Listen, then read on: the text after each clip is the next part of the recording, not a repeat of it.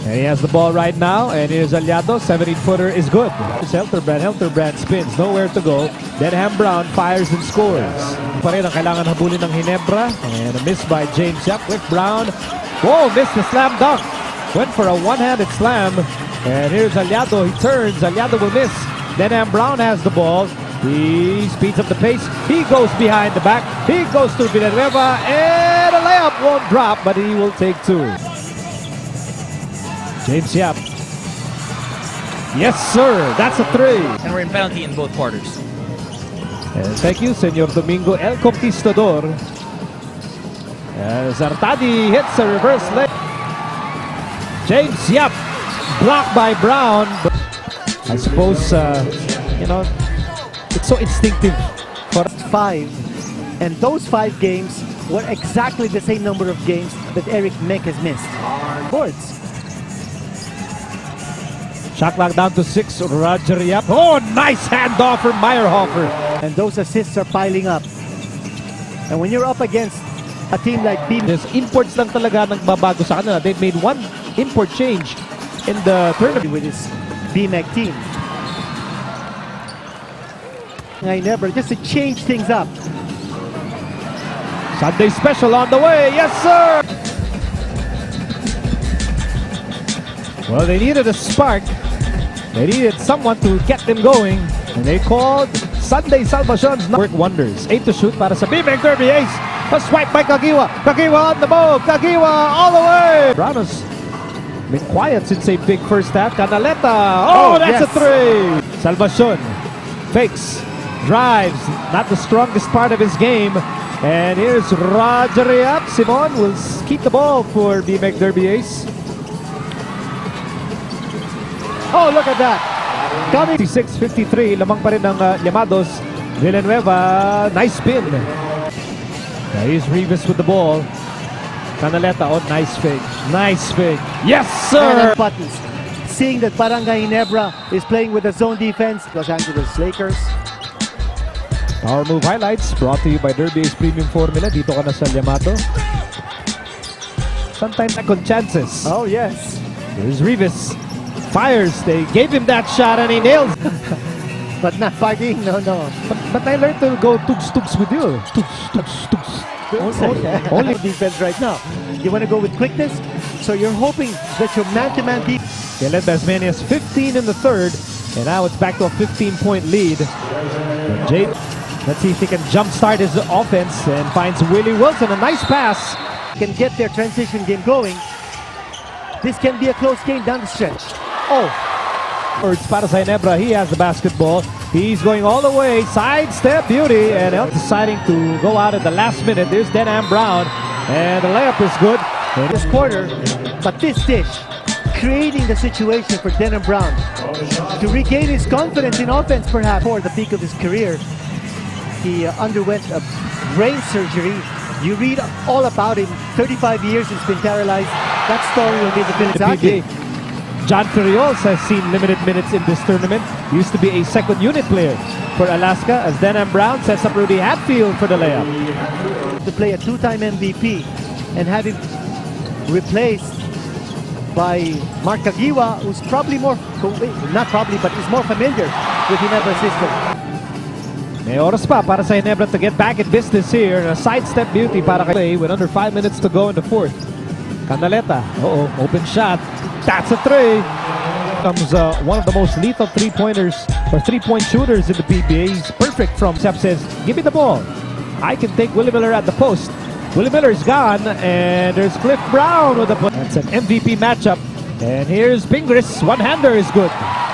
Pick and roll situation. But the man rolling to the basket is not looking to score. He's looking to pass. That extra pass gave Mark Pringles an opportunity to score. What a way to execute an offense. Here's Kagiwa with a pull-up. Under 3 minutes remaining in the fourth and final quarter, and B-Meg is pulling away here in the fourth period. Denham Brown hearing it from the crowd, and he swishes one through. Denham Brown with 15 points. You know, if he just gets that confidence back, you know that he can put up a lot of points across his name. He just needs a breakout game. Cliff Brown Oh boy, big game. 22 points. And he's scoring effortlessly. And he was up against a tough defender in Rudy Hatfield. But you just need to have that hand raised. And Hatfield was fouled. Here's an interesting possibility on the standings, Miko. B-Meg after this game still has to play Paraco. Assuming they beat Paraco and assuming they win this game against Ginebra, B-Meg will finish at 13-5. If San Miguel beats Alaska on June 26, San Miguel will also go up to 13-5. In which case, as you take a look at the standings here, in which case you will have a double tie for second place between San Miguel and B-Meg. There you will have a playoff, a knockout playoff to decide the second outright semifinalist. But don't count out Alaska. Alaska can make this a really, really nice three-way affair.